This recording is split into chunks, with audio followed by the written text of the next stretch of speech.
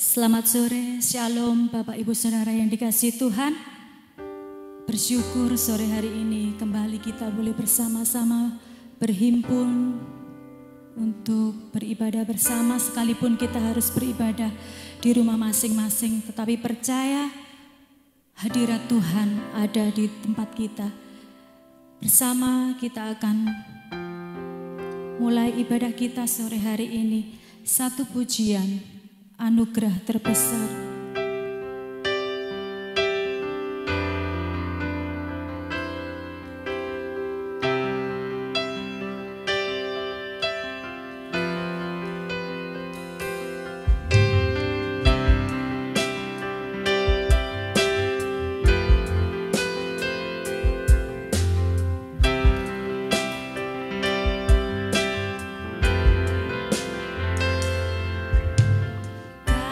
Kasih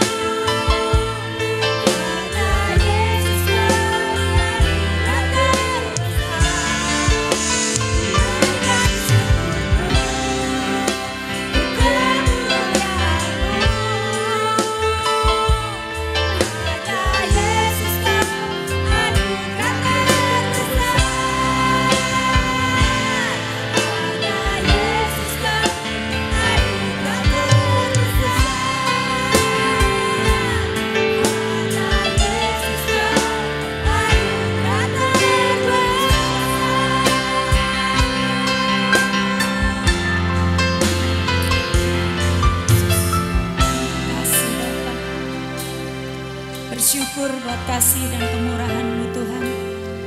Engkau sudah nyatakan dalam setiap kehidupan kami. Kalau kami ada sampai dengan hari ini Tuhan, semuanya oleh karena kemurahan-Mu, semuanya oleh karena kasih-Mu Bapa. Dan biarlah kesempatan yang Tuhan masih berikan kepada kami sore hari ini Bapa, boleh juga kami pergunakan dengan sebaik-baiknya. Karena kami tahu begitu besar kasih-Mu kepada kami, begitu besar pengorbanan-Mu Tuhan yang Kau sudah anugerahkan kepada kami. Dan inilah saatnya Bapa kami mengucap syukur, mengembalikan segala pujian syukur kami Tuhan hanya bagi-Mu Yesus. Lewat pujian kami, lewat penyembahan kami Tuhan, biarlah Engkau berkenan Tuhan menerima setiap apa yang kami lakukan sore hari ini Bapa. Menyerahkan ke dalam tangan kuasa-Mu Tuhan setiap kami anak-anak-Mu, setiap pelayan-pelayan-Mu Tuhan ke dalam tangan kuasa-Mu.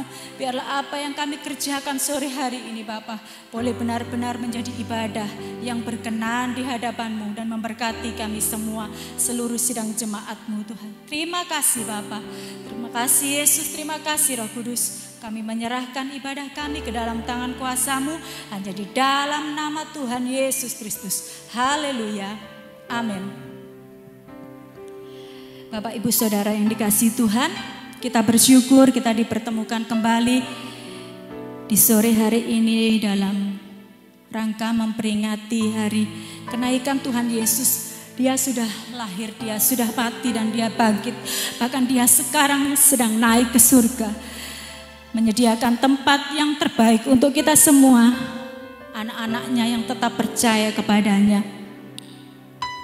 Dia sungguh mengasihi kita, bahkan setiap hati kita, setiap kehidupan kita indah di pemandangan matanya. Jangan pernah khawatir apapun yang terjadi di dalam kehidupan kita saat-saat seperti ini. Tuhan Yesus tetap yang terbaik dalam kehidupan kita. Kita pujikan satu pujian yang sungguh memberkati saya khususnya, dan biarlah ini juga boleh memberkati Bapak Ibu Saudara sekalian. Sungguh indah.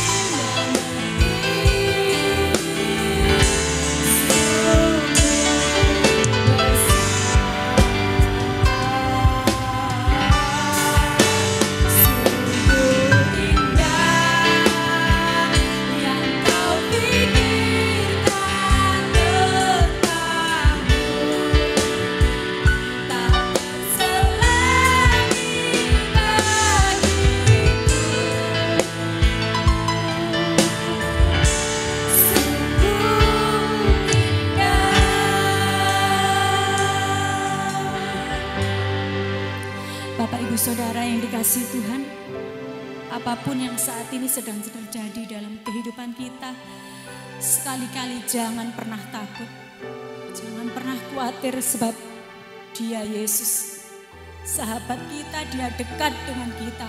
Apapun yang terjadi, mari belajar menyerahkan semuanya hanya ke dalam tangan kuasa Tuhan, karena Dia selalu memikirkan kita, Dia yang selalu ada beserta dengan kita.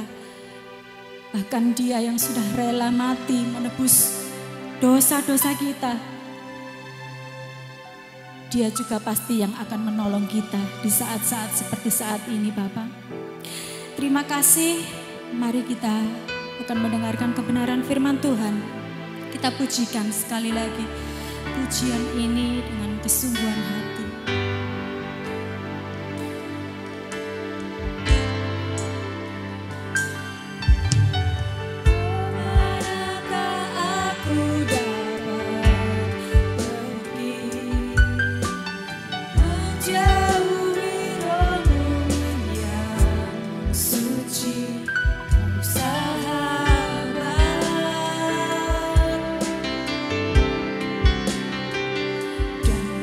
Dekat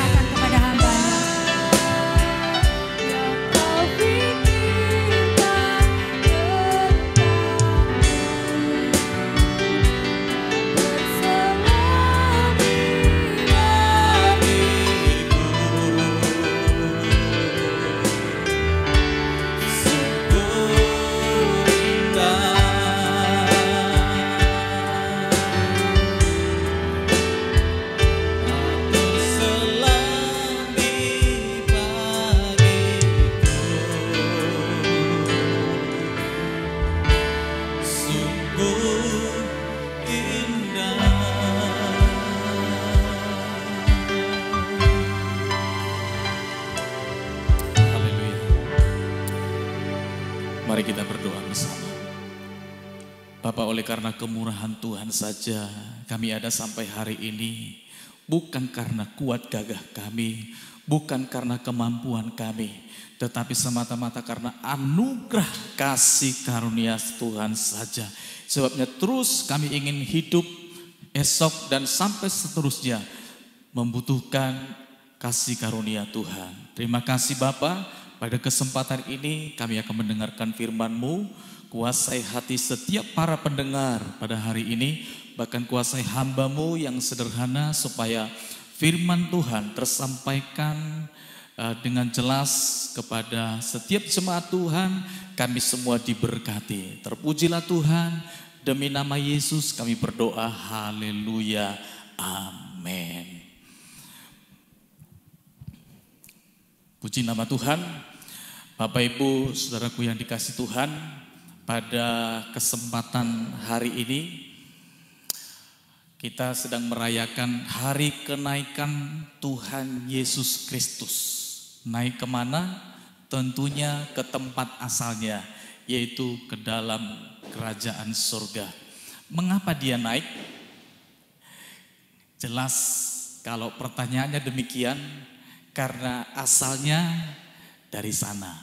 Ya, kalau dia datang dari surga, turun datang dari surga, maka setelah dia mati dan bangkit 40 hari kemudian, maka dia naik kembali ke asalnya, yaitu ke surga.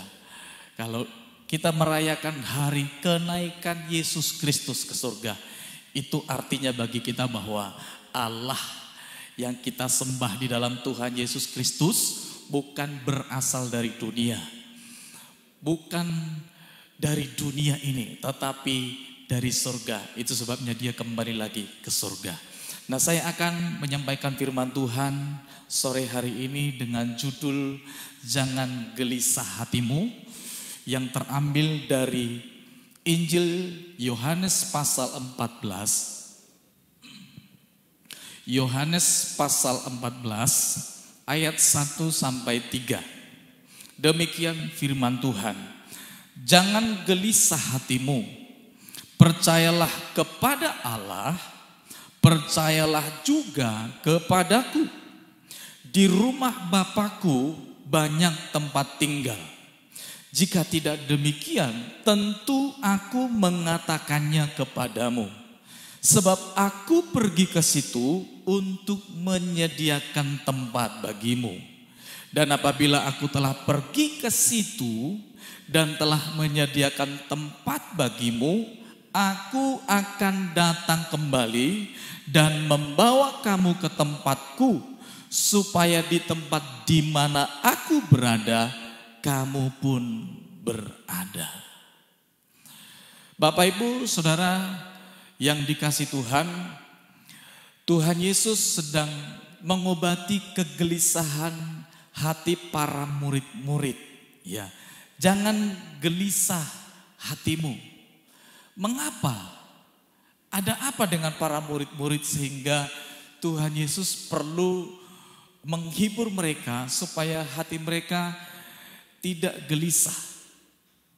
Karena beberapa saat sebelum pertemuan itu, Tuhan Yesus pernah menyampaikan kepada para murid-muridnya bahwa sebentar lagi dia akan pergi ke suatu tempat di mana mereka tidak akan pernah bisa ke sana. Itu dicatat dalam Yohanes pasal 13 ayat 33. Tuhan Yesus berkata demikian kepada para murid-murid. Hai anak-anakku, hanya seketika saja lagi aku ada bersama kamu. Kamu akan mencari aku, dan seperti yang telah kukatakan kepada orang-orang Yahudi, ke tempat aku pergi tidak mungkin kamu datang. Demikian pula aku mengatakannya sekarang juga kepadamu. Jadi Yesus berkata bahwa hanya seketika saja lagi aku ada bersama kamu. Setelah itu saya akan meninggalkan kamu. Tuhan berkata demikian. Itu sebabnya mulai ada pemikiran di antara para murid-murid. Setelah itu bagaimana dengan nasib kita? Ya, bagaimana hari esok masa depan kita? Bagaimana misi pelayanan ke depan? Kalau guru kita sebentar akan meninggalkan kita. Atau pertanyaan yang dalam pikiran mereka, kemana guru ini akan pergi? Kemana kami dapat mencarinya nanti? Apakah kami masih bisa berjumpa dengan dia? Karena setelah 3,5 tahun mereka selalu bersama-sama. Yesus dan para murid-muridnya selalu bersama-sama. Dan tiba-tiba Yesus berkata, jangan gelisah hatimu. Kenapa? Karena memang Tuhan tahu keadaan hati mereka. Nah, sebelum lebih lanjut, saya ingin menjelaskan arti gelisah dari bahasa aslinya, yaitu dari bahasa Yunani, berasal dari kata tarasesto. Ya, tarasesto artinya perasaan tidak tenang karena memikirkan sesuatu hingga bertindak bodoh. Jadi kegelisahan yang dialami, yang dipikirkan oleh para murid-murid inilah perasaan yang membuat mereka tidak tenang. Kenapa? Karena memikirkan sesuatu tentang diri mereka, tentang masa depan mereka, tentang pelayanan mereka, tentang guru mereka. Maka bisa-bisa kalau mereka tidak bisa mengendalikan pikiran dan perasaan itu, bisa bertindak bodoh akhirnya. Itu sebabnya Tuhan Yesus berkata, jangan tarasesto hatimu. Ya. Jangan gelisah memikirkan sesuatu sehingga engkau bisa bertindak bodoh. Ya. Gelisah ini pasti semua manusia yang cukup dewasa pernah mengalaminya. Misalnya kalau bapak ibu dipamiti oleh anak perempuannya pergi dengan temannya sebentar keluar waktu malam, ya mungkin orang tua berkata jangan lewat dari pukul 8 ya. Setelah itu mereka pergi dan ternyata ditunggu oleh orang tuanya jam 8 belum juga pulang. Jam 9 belum juga pulang. Apa kira-kira yang terjadi? Ya, mungkin akan menghubungi temannya. Kalau nggak bisa dihubungi anaknya sendiri, temannya atau siapa saja. Atau bila perlu dicari kemana. Karena apa? Karena hatinya mulai gelisah. Kemana anakku? Apalagi kalau sampai jam 11, jam 12 belum pulang-pulang. Wah, bisa-bisa lapor polisi. Ya, kenapa? Karena gelisah hatinya. Ya, kalau pada batas-batas tertentu kegelisahan masih dalam tingkat kewajaran. Tetapi kalau tidak bisa dikendalikan, maka kegelisahan itu bisa mengakibatkan hal-hal yang bertindak bodoh akhirnya. Ya. Jadi untuk mengobati kegelisahan hati para murid-murid inilah, maka Yesus perlu memberikan solusi. Yesus perlu memberikan obat kegelisahan itu. Apa itu? Dikatakan dalam ayat 1, percayalah kepada Allah, percayalah juga kepadaku. Jadi Tuhan berkata, supaya tidak gelisah, percayalah kepada Allah, percayalah juga kepadaku. Kenapa? Karena Yesus sudah menyampaikan, setelah itu kemana dia pergi. Yesus sudah pernah berkata kepada para murid-muridnya bahwa mereka akan disertai sampai akhir zaman. Yesus pernah berkata kepada mereka bahwa mereka akan terus dipimpin oleh Tuhan dan tidak akan pernah ditinggalkan. Jangan khawatir, jangan gelisah hatimu. Percaya apa yang dikatakan oleh Yesus. Percaya apa yang dikatakan oleh firman Allah. Percaya bahwa janji Tuhan akan menyertai mereka. Nah, ini pula yang menjadi penghiburan bagi kita semuanya. Mungkin hari-hari ini ada banyak di antara Bapak Ibu yang sedang gelisah hatinya. Gelisah memikirkan tentang anak-anaknya, bagaimana masa depan mereka, bagaimana sekolah mereka. Gelisah memikirkan tentang pekerjaan. Gelisah memikirkan tentang situasi yang sulit karena masa pandemi COVID-19 ini yang menakutkan. Gelisah kalau mungkin tetangga ada yang kena Waduh, jangan-jangan ini bisa sampai ke sini. Gelisah memikirkan tentang banyak hal. Nah, pada saat kesempatan di hari kenaikan ini, firman ini menjawab kegelisahan kita. Ya. Nah, sekarang bagaimana supaya kita tidak gelisah? Yang pertama, karena Yesus pergi untuk menyediakan tempat. Yesus naik untuk menyediakan tempat bagi para murid-murid yang sedang gelisah. Yesus berkata, jangan gelisah. Tidak usah memikirkan secara berlebih-lebihan sehingga engkau gelisah dan takut dan khawatir tentang hari esok.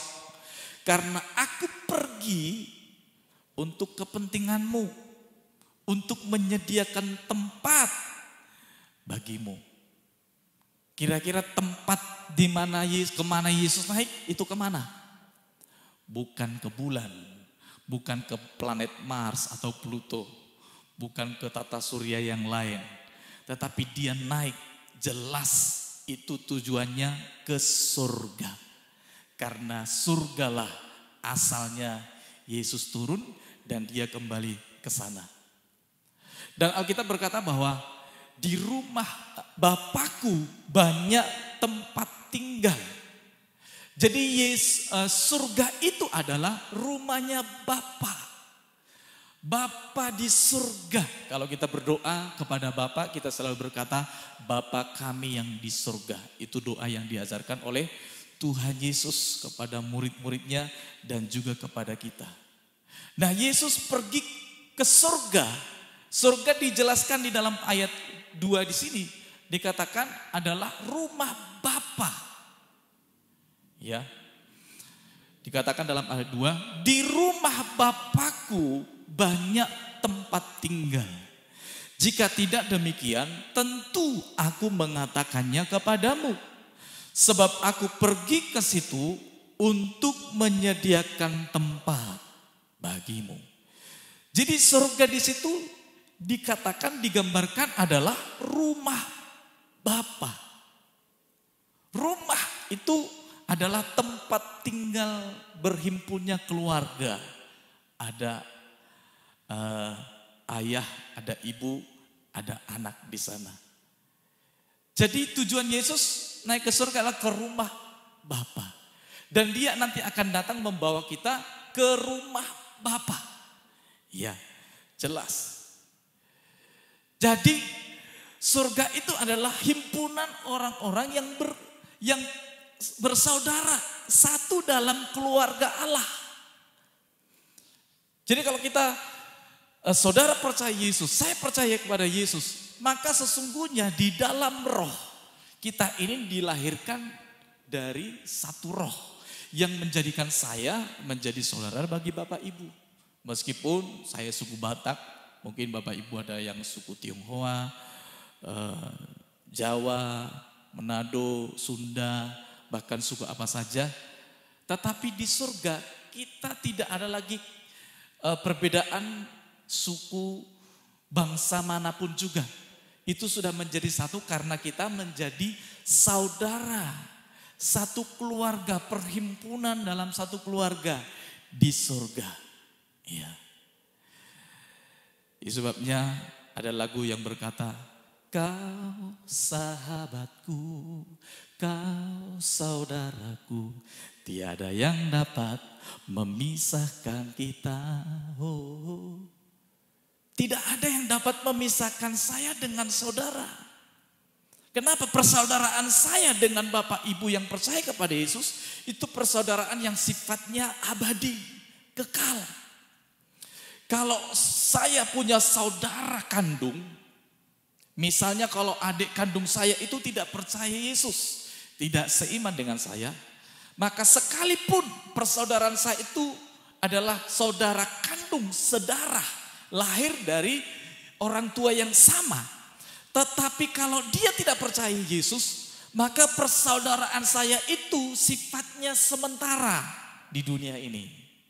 Karena di surga tidak ketemu lagi. Tetapi puji Tuhan, sekalipun saudara Bapak Ibu semuanya tidak sedarah, tidak dilahirkan dari kandungan yang sama dengan saya. Tetapi di surga Saudaralah, Bapak Ibulah menjadi saudara saya. Di bumi Bapak Ibu saudara saya. Di surga Bapak Ibu kita jumpa lagi nanti di sana. Dan kita bersaudara. Itu merupakan sebuah kebahagiaan yang luar biasa. Dan selanjutnya dikatakan, di rumah Bapakku banyak tempat tinggal. Ya, tempat tinggal. Itu saya lihat dari bahasa aslinya. Berasal dari kata maneo. Artinya tempat kediaman menetap. Jadi tempat tinggal yang dimaksud di situ maneo artinya adalah tempat kediaman menetap. Bukan kemah yang bisa dipasang bongkar. Bukan penginapan yang hanya sementara beberapa hari kembali bisa pulang lagi. Bukan hotel. Ya, bukan tempat tinggal sementara tetapi tempat tinggal menetap. Dan pasti beda dengan tempat tinggal kita yang ada di bumi ini. Meskipun kita berkata bahwa rumah yang kita bangun dengan uang kita sendiri itu hasil jerih payah kita. Dan itu tempat tinggal saya, memang betul. Tetapi ingat semua tempat tinggal sebagus apapun yang kita bangun, yang kita beli. Sebagus apapun semuanya hanya tempat tinggal sementara. Jadi ingat itu ya, senyaman apapun Bapak Ibu tinggal di rumah. Itu hanya sementara. Tidak ada yang bisa kita bawa pulang. Tetapi Tuhan sudah menyediakan tempat tinggal yang menetap bagi saya, bagi kita semuanya. Dan sifatnya kekal selama-lamanya. Jadi jangan bersusah, bersedih hati apabila rumah Bapak Ibu tidak sebaik dengan rumahnya orang lain. Atau mungkin cuma hanya kita di bumi ini hanya seperti kontraktor, ya, kontrak sana, kontrak sini, pindah sana, pindah sini. Tidak usah bersedih hati. Kenapa? Karena hanya memang sementara saja kita tempati di bumi ini. Ya. Dan dikatakan tadi ada satu kata dikatakan banyak tempat tinggal. Ada kata banyak. Jadi nggak usah gelisah hatimu, nggak usah khawatir. Kalau di bumi ini terbatas tempat tinggal kita, di surga banyak. Artinya cukup. Sejumlah semua orang percaya yang sudah dipilih Tuhan, direncanakan untuk masuk surga, cukup semuanya. Misalnya kalau ada, misalnya Tuhan memang memilih 2 miliar penduduk dari bumi ini akan masuk surga. Maka ada 2 miliar bangunan rumah permanen yang siap dihuni dengan begitu megah dan luar biasa menjadi tempat tinggal kita. Ya, berbeda dengan ajaran saksi Yehova yang berkata bahwa jumlah manusia yang naik ke surga nanti hanya 144.000 menurut kitab Wahyu. Ya, dan itu diklaim menjadi ajaran mereka. Ternyata bahwa nanti orang yang masuk surga itu hanya 144.000 orang. Ternyata kalau disurvei sampai sekarang, pengikut saksi Yehova sudah lebih daripada 144.000 orang. Jadi tidak ada kesempatan lagi bagi yang lain. Ya, itu sebabnya saya tidak mau jadi pengikut saksi Yehova. Dan jangan mau percaya dan mengikut ajaran saksi Yehova. Kenapa? Karena sudah tidak ada tempat bagi Bapak Ibu. Tetapi Yesus berkata, di rumah Bapakku banyak tempat tinggal. Artinya tak terbatas. Sudah gak usah khawatir, ada enggak iya? Di surga itu nanti rumah untuk saya. Waduh, gak apa-apalah. Ya, jangan berpikir seperti orang awam. Yang penting saya masuk surga, gak punya rumah pun gak apa-apa. Ya, nanti saya bisa ngontrak di rumahnya si A. Atau bisa di rumahnya si A hari pertama, di rumahnya si B hari pertama. Kan saudara semua. Jadi mereka pasti memberikan tempat tinggal untuk saya. Tidak demikian. Pasti Tuhan menyediakan tempat yang terbaik bagi kita. Dan selanjutnya dikatakan, jika tidak demikian, tentu aku mengatakannya kepadamu. Sebab aku pergi ke situ untuk menyediakan tempat bagimu. Ya, dikatakan aku pergi ke situ untuk menyediakan tempat. Jadi kata pergi di sini itu sama dengan seperti Yohanes Pembaptis yang diutus oleh Tuhan mendahului kedatangan Yesus ke dalam dunia ini. Jadi Yohanes Pembaptis itu sebagai perintis jalan. Ada orang yang berseru-seru di padang gurun, persiapkanlah jalan untuk dia, luruskanlah jalan untuk dia. Artinya memang Yohanes diutus oleh Tuhan sebagai nabi untuk mendahului kedatangan Yesus di bumi ini dan mempersiapkan jalan untuk dia. Nah, kalau dikatakan Yesus pergi untuk mempersiapkan jalan bagi kita dan menyediakan tempat bagi kita, wow, siapa saya? Siapa kita semuanya? Alangkah luar biasanya kalau Tuhan Yesus yang mempersiapkan jalan untuk kita. Bagaimana ini bisa terjadi? Dan memang seperti itulah. Karena Tuhan begitu mengasihi umat pilihannya. Ya, begitu mencintai kita semuanya. Coba Bapak Ibu bayangkan. Dia turun dari surga. Meninggalkan tahta kemuliaannya. Yang serbawah dan bercukupan di sana. Dia meninggalkan tahta kemuliaannya. Dia membatasi dirinya. Filipi berkata dia mengosongkan dirinya, mengambil rupa menjadi manusia. Dia lahir di tempat yang hina. Dia ditolak, tertolak. Selama hidupnya dia banyak menderita. Ya, bahkan dia berkata bahwa burung di udara punya sarang, serigala punya liang, tetapi anak manusia tidak punya tempat untuk meletakkan kepala. Siapa dia? Itu adalah Allah pencipta langit dan bumi. Tetapi dia turun ke dalam dunia ini sangat terbatas. Banyak orang menolak dia. Dia lahir di dalam kesederhanaan. Banyak orang yang tidak menginginkan dia. Tetapi sesungguhnya dia datang untuk membawa misi. Bahkan sampai menjadikan dirinya jembatan jalan menuju surga. Harus mati menderita. Dia mati dan bangkit pada hari yang ketiga. Dia melakukan semuanya untuk apa? Untuk menyediakan jalan bagi kita masuk surga. Setelah itu tidak cukup sampai di situ. Dia pergi, dia berkata, jangan gelisah hatimu. Aku akan datang kembali menjemput kamu. Coba Bapak Ibu bayangkan. Sudah disediakan jalan menuju surga. Dirinya sendiri dengan jalan dirinya sendiri. Setelah itu dia berkata, jangan gelisah, jangan takut. Aku akan datang lagi. Jemput kita. Kita tidak disuruh, ayo nanti datang sendiri ya. Kita mulai mikir ini naik apa. Itu sebabnya mungkin banyak orang gelisah. Kenapa? Karena mereka tidak tahu jalan dan cara masuk surga itu bagaimana. Itu sebabnya Yesus berkata, jangan gelisah hatimu. Aku akan datang kembali menjemputmu. Wow. Sudah dijemput, sudah pergi duluan, menyiapkan jalan untuk kita, menyiapkan tempat, setelah itu datang jemput kita. Kurang apa coba Bapak Ibu? Itu sebabnya kalau kita tidak bisa mengerti arti pengorbanan dan kasih Tuhan yang luar biasa, kita adalah orang-orang yang tidak tahu diri sebetulnya. Itu sebabnya kalimat Yesus ini menjadi penghiburan sejati bagi para murid dan juga kepada kita. Karena Yesus pergi untuk menyediakan tempat bagi kita semuanya. Jangan khawatir, tempat yang Tuhan sediakan yang terbaik bagi kita.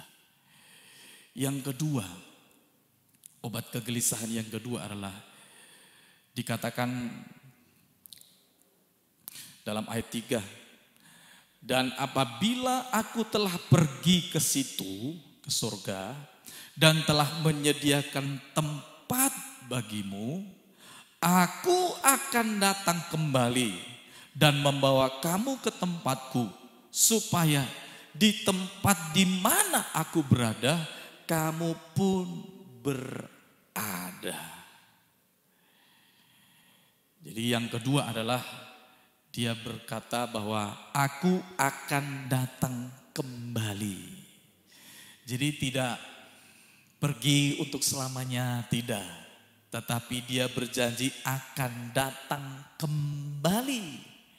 Nah, saya melihat dari bahasa aslinya akan datang itu dari kata erkomai, yang artinya benar-benar, ada penekanannya, benar-benar akan datang.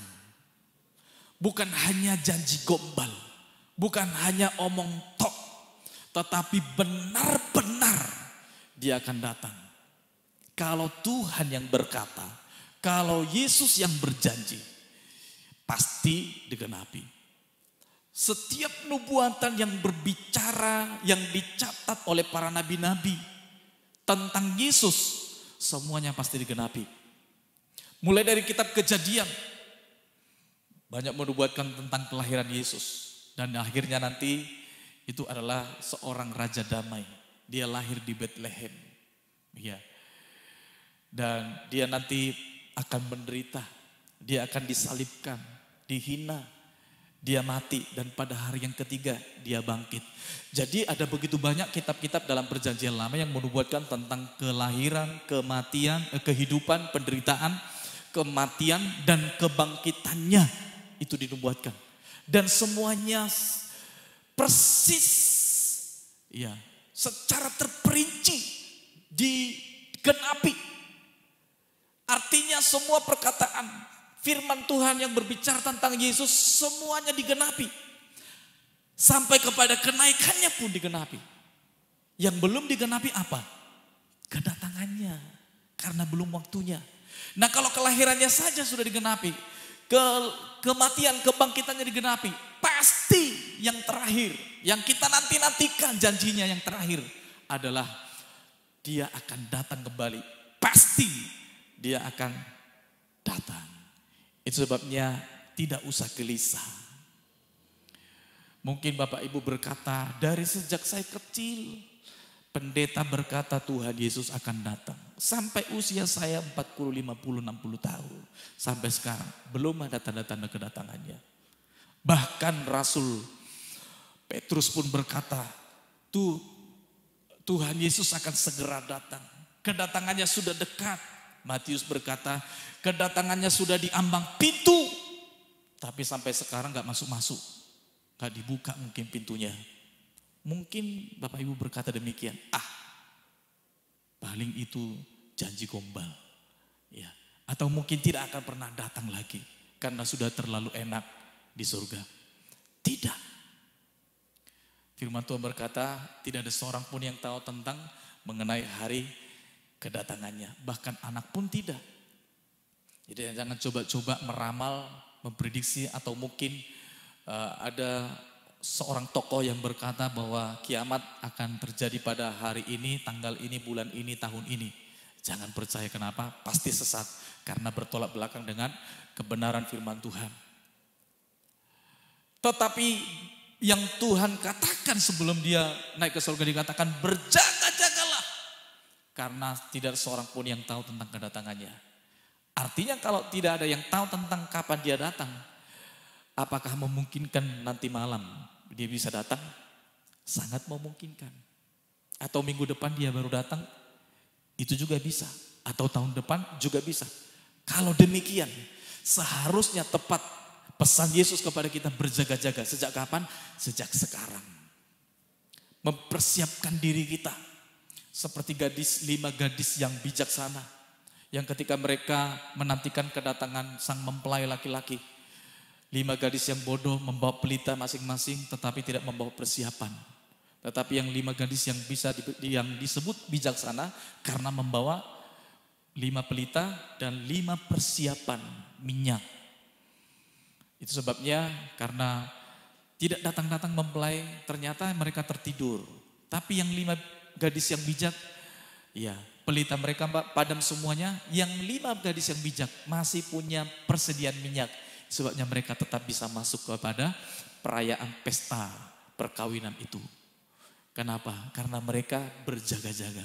Arti berjaga-jaga melalui perumpamaan ini artinya persiapkan hidup rohani kita sebaik mungkin. Bangun hubungan kita, andalkan Tuhan dalam kehidupanmu setiap hari. hari demi hari. Kalau kita berkata, kalau misalnya saya berkata, saya pasti datang.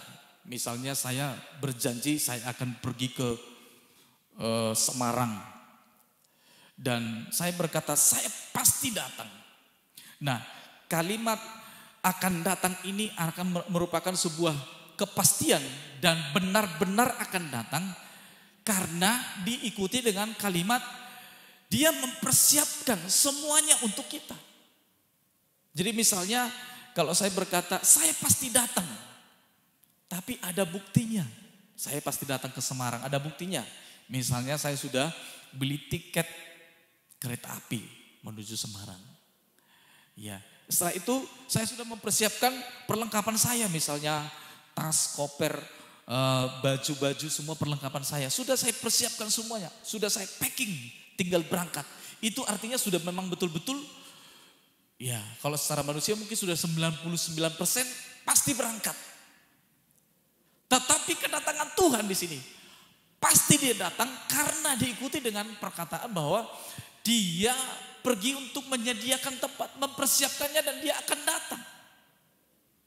Dia akan datang kembali untuk menjemput kita, membawa kita. Ada kesibukan yang dilakukan oleh Yesus di sana dan setelah itu dia akan datang kembali. Itu luar biasa.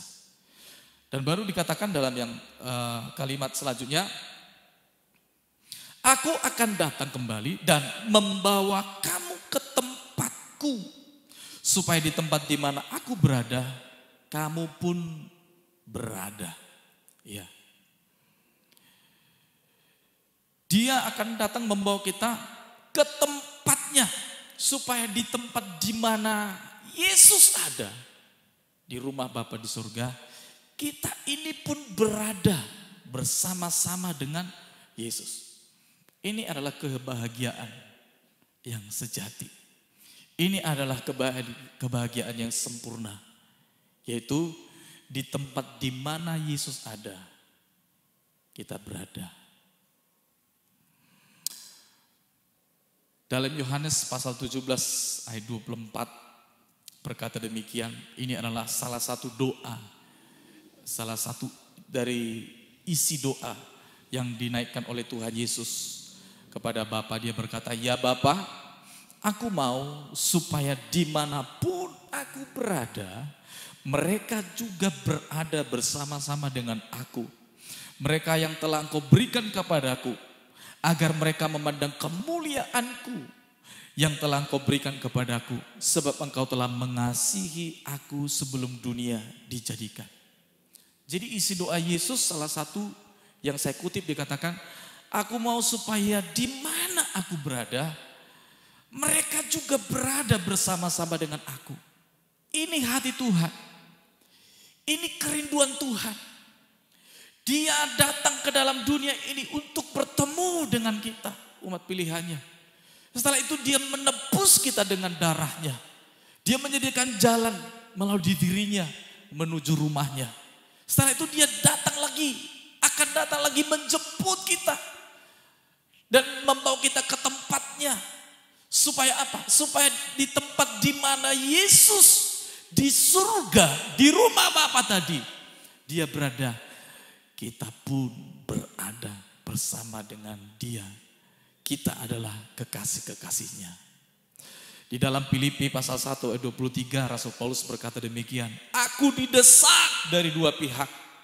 Aku ingin pergi dan diam bersama-sama dengan Kristus. Itu memang jauh lebih baik. Ada dua hal yang mendesak Rasul Paulus. Tinggal di bumi sementara karena banyak tugas yang menanti dia. Kalau dia tinggal di bumi itu artinya dia harus hidup berbuah.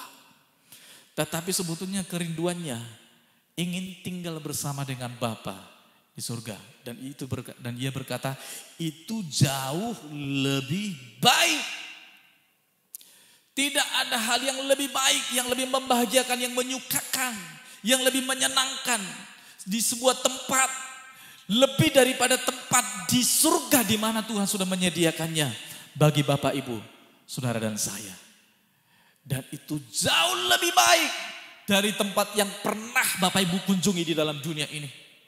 Jauh lebih baik dari sebuah tempat yang paling indah. Mungkin sasaran objek wisata yang paling laris di bumi ini.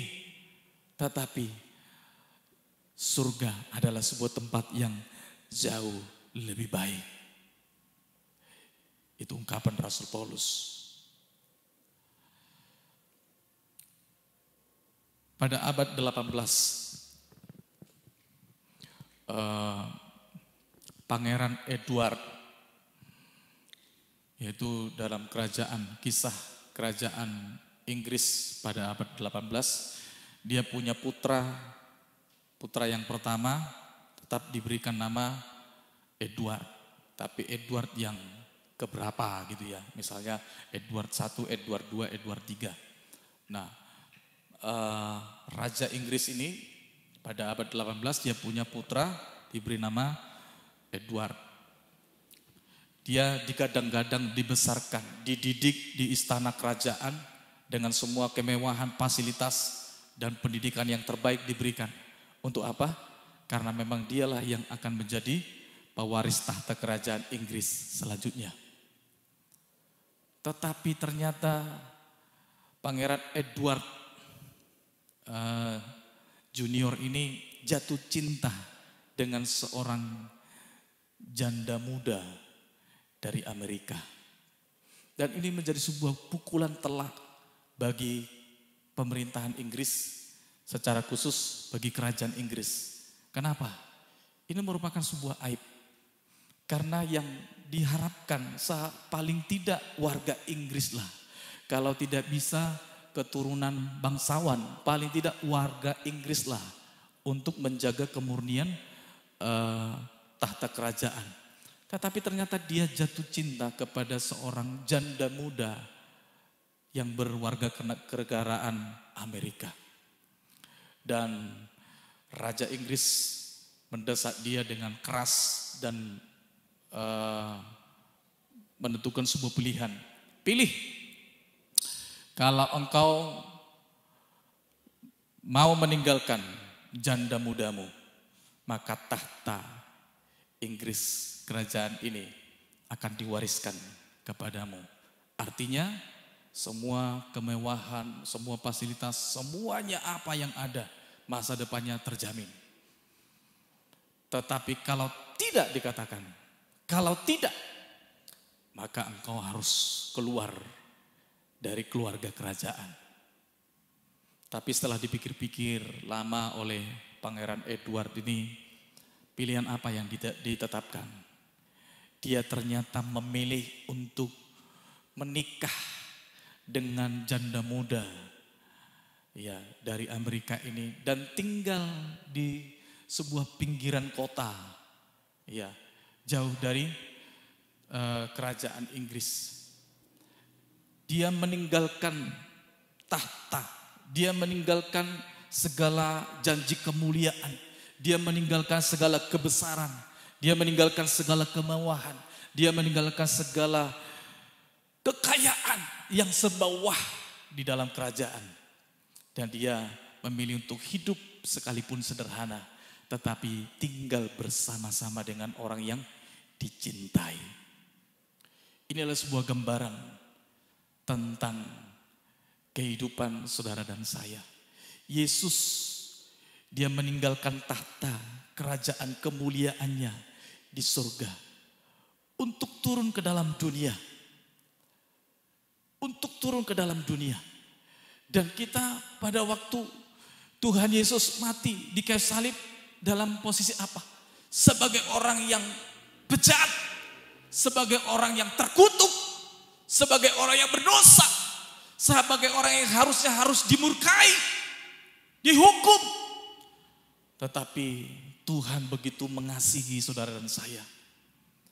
Itu sebabnya dia datang untuk berjumpa dengan kita, orang-orang yang dipilih, yang dikasihinya dengan kasih yang sejati. Dan dia berkata, Aku akan pergi untuk menyediakan tempat dan aku akan datang kembali membawa kamu supaya di tempat di mana aku berada, kamu pun berada. Ini adalah bahasa cinta. Ini adalah bahasa kasih yang agung, kasih agapenya Tuhan Yesus Kristus kepada kita. Tidak melihat siapa kita, masa lalu kita, latar belakang kita, dosa apapun juga keadaan kita, tetapi dengan darahnya kita disucikan, dijadikan kudus karena kita ini adalah kekasih-kekasihnya. Dan Tuhan akan datang membawa kita, membawa ke tempat di mana dia berada. Hanya satu tujuan, supaya dia bersama-sama dengan kita, saudara dan saya yang dicintainya, hidup bersekutu dalam dimensi keabadian di dalam kerajaan surga. Itu sebabnya Bapak Ibu tidak usah gelisah. Jangan gelisah hatimu. Apa yang kau gelisahkan? Perkara makan, perkara minum, pakaian, perkara pekerjaan, perkara dunia, itu ternyata sementara. Perkara rumah itu ternyata sementara. Apa yang kita cari semuanya untuk sesuatu yang bersifat semu, sementara di dalam dunia ini.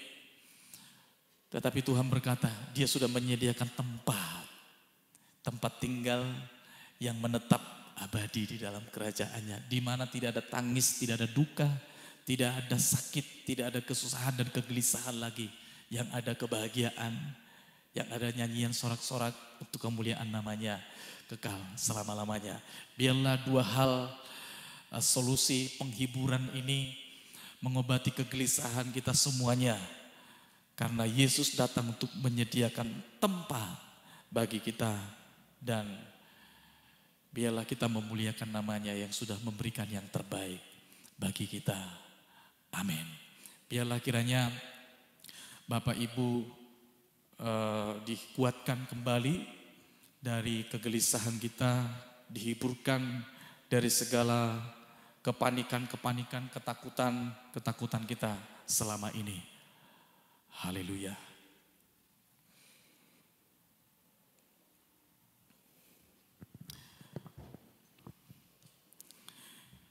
Saya ingin mengajak kita semua sama-sama di hari yang berbahagia ini menyanyikan sebuah pujian yang pada waktu pertama kali saya mendengarkan pujian ini, saya cukup diberkati luar biasa.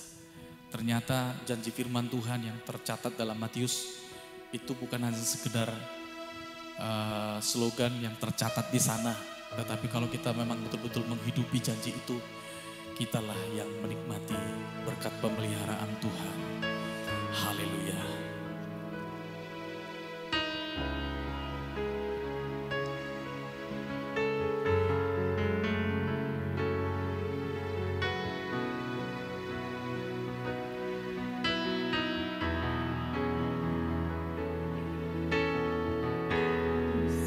Akan selalu berganti, kasih Tuhan tetap abadi, tak akan berubah sampai selamanya. Ku tetap percaya, ku yakin Tuhan memberkati, ku yakin Tuhan melindungi. Burung di udara Tuhan pelihara karena kasih-Nya. Tuhan selalu menolongku, selalu menjagaku, sehelai di rambutku tak akan terjatuh tanpa seizin-Mu.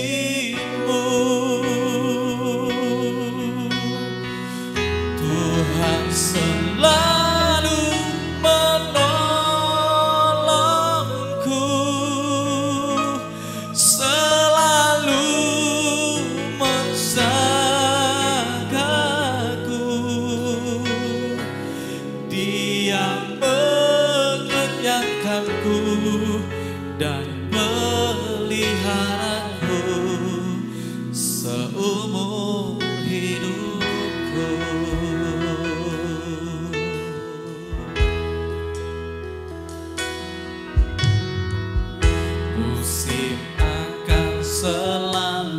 berganti.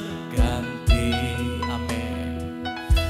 Kasih Tuhan tetap abadi, tak akan berubah sampai selamanya. Ku tetap percaya, ku yakin Tuhan memberkati, ku yakin Tuhan melindungi, turun di udara Tuhan pelihara karena kasih-Nya. Tuhan selalu menolongku, selalu menjagaku, sehelai rambutku tak akan terjatuh tanpa seizin-Mu. Tuhan selalu menolongku, selalu menjagaku, Dia mengenyangkanku dan peliharaku seumur hidupku. Tuhan selalu menolongku, selalu menjagaku, sehelai di rambutku tak akan terjatuh tanpa seizin-Mu. Tuhan selalu menolongku, selalu menjagaku, yang mengenyangkanku dan peliharaku seumur hidupku. Dia mengenyangkan, Dia mengenyangkanku dan peliharaku seumur hidupku. Dia mengenyangkanku dan peliharaku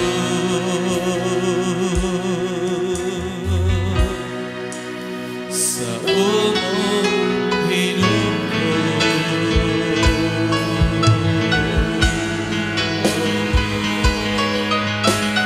Janji-Mu, ku percaya janji-Mu Tuhan, ya dan amin bagi kami. Kami bersyukur, haleluya.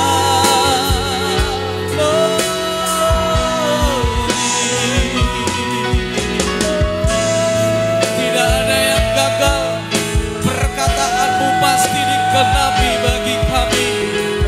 Orang yang percaya pada janji-Mu Tuhan, haleluya, haleluya. Yesus, ku sembah Kau selamanya, ku tinggikan nama-Mu.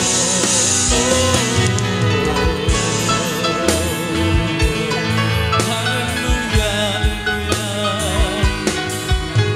Terima kasih Tuhan.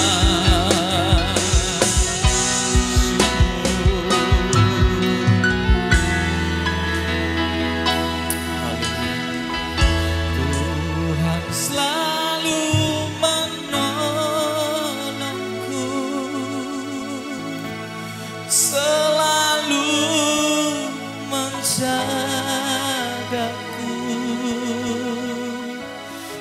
Sehelai di rambutku tak akan terjatuh tanpa seizinmu.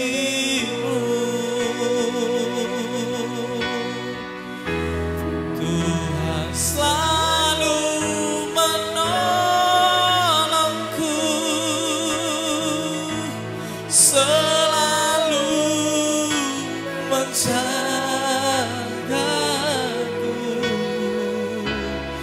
Dia mengenyangkanku, meliharaku seumur hidupku. Dia mengenyangkanku, Dia mengenyangkanku dan peliharaku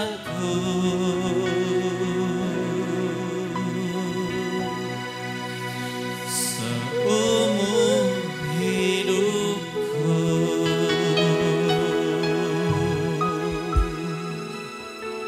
Haleluya.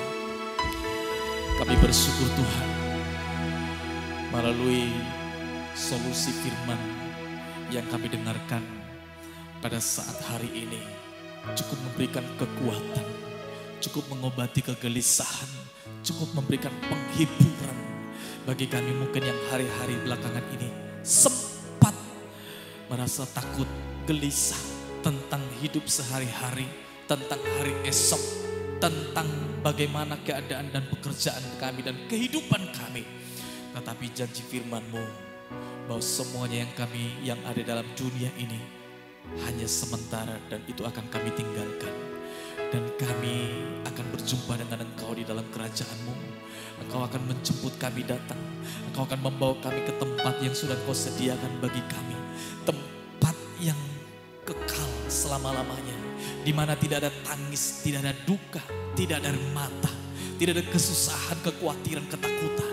Yang ada kebahagiaan bersama dengan Yesus, bersama dengan orang-orang yang kami cintai di dalam hidup selama kami menantikan Engkau di bumi ini.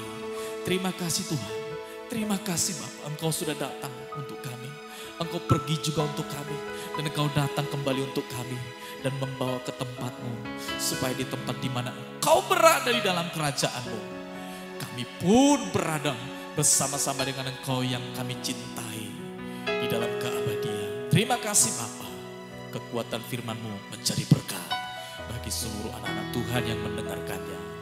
Terpuji Tuhan, berkati seluruh jemaat-Mu, bagi yang ada di rumah, di mana saja mereka berada, Tuhan memberkati mereka limpah, jasmani hidup mereka, rohani mereka diberkati oleh Tuhan. Dinaungi mereka dengan kepak sayap-Mu, dilindungi, ada jaminan dan kepastian perlindungan Tuhan selama kami menantikan Engkau di bumi ini. Tuhan akan melindungi kami dengan kuasa darah Yesus, jauh dari segala kuasa roh jahat, niat orang-orang jahat, kuasa kegelapan, bahkan penyakit menular yang mewabah di lingkungan kami. Tuhanlah pengendali hidup kami, Tuhanlah menjamin hidup kami hari ini sampai selama-lamanya. Terima kasih Bapa. Biarlah kiranya Tuhan menyertai, memberkati dan melindungi Engkau. Tuhan menyinari Engkau dengan wajah-Nya dan memberi Engkau kasih karunia-Nya. Tuhan Yesus menghadapkan wajah-Nya yang penuh kemuliaan kepadamu dan memberi Engkau damai sejahtera-Nya hari ini sampai Maranatha. Dalam nama Tuhan Yesus kami berdoa dan bersyukur. Haleluya, haleluya. Amin. Tuhan memberkati.